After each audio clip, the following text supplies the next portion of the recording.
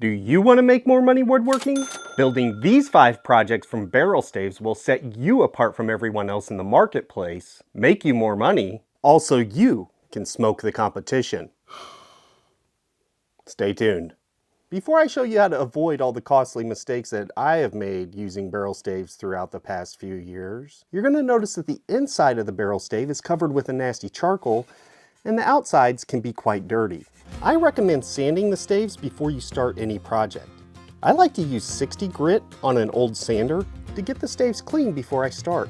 Just don't overdo the sanding because you'll lose all that character that the staves have to offer. The next thing you're going to realize is barrel staves are curved, and they're curved in multiple directions. Not just this way, but also this way and this way. They're just curved everywhere, and they have a lot of funny angles.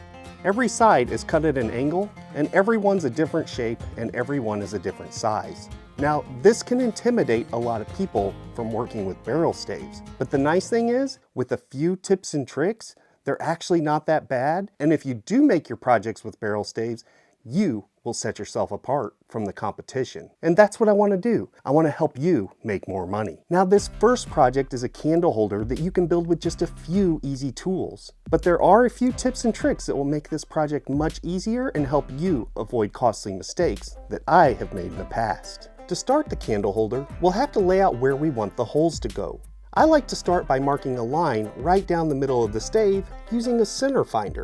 Now, these are just a few dollars and are a must-have when working with barrel staves. You can get one for yourself using the link in the description below. Next, using a cheap tailor's measure, mark the location of the first hole directly in the center of the stave on the center line. These measuring tapes work really well because, unlike a metal measuring tape, they follow the curved contour of the stave when marking out the holes. Then, eventually, mark out 4 additional places to drill holes for the candles. And use a 1 5/8 inch Forstner bit here to drill the holes. And a word of caution, a 1 1/2 inch bit will be too small, and the candles won't fit. Now, the first hole is pretty easy.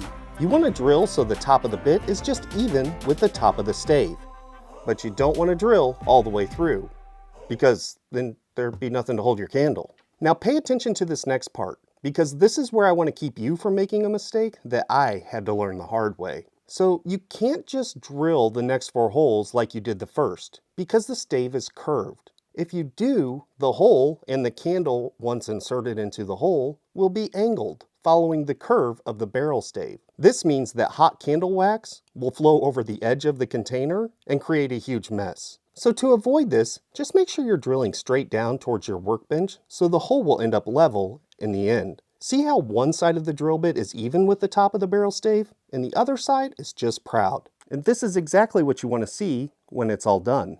Now to finish this off, I just like to sand this down with a little 120 grit, add my favorite finish, usually like a Watco Danish oil of some sort, add a couple of cheap candles, and these things can sell for $20 to $40 depending on your market. Cheap, easy, simple, and you can build this yourself. And project number 2 is this coat rack. And believe it or not, these are even easier to make and sell for more money. I get anywhere from $50 to $80 for these. Now the great thing about these is they're totally customizable. You can buy all sorts of different kind of hooks to fit the need of any client you might have, and these hooks are generally pretty cheap online. I always start out the same way that I do with the candle holder by finding my center line, marking out the location of each hook, and then just screwing them on with the included hardware. It couldn't be simpler. These are a money maker for sure. This next project is for all you wine drinkers out there. Now to start this project, simply cut a 10-inch slice out of the middle of a barrel stave. Now it looks like I'm wasting the ends of the stave, and not to mention this is the part with all the character. But don't you worry, I have a use for these that I will show you in just a minute.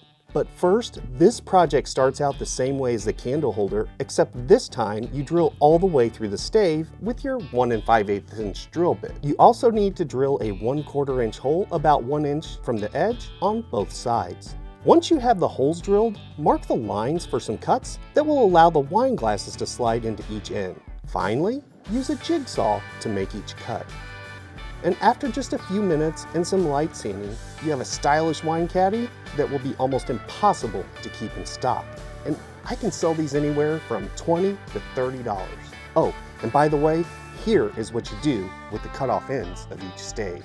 So after making a wine caddy, you're gonna have two ends of a barrel stave, the part with all the character. And what I like to do is take some cheap bottle openers, attach them with the included hardware, and boom, you got yourself a bottle opener that you can sell for, I don't know, $20, $30 in some markets. Now this last project is a showstopper, and I can't think of a better way to make a whiskey smoker than out of a whiskey barrel stave.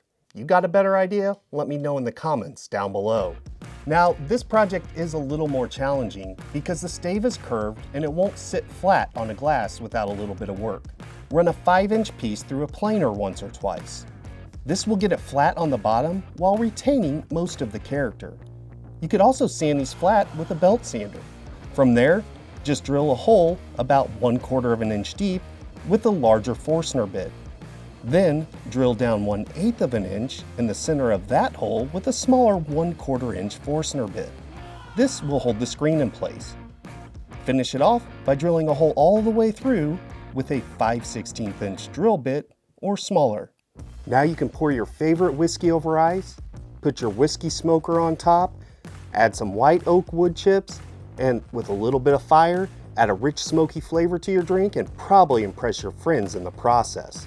And if you really want to impress them, watch this video where I made this whiskey barrel whiskey shelf right here. And remember, you can build it yourself. Thanks for watching.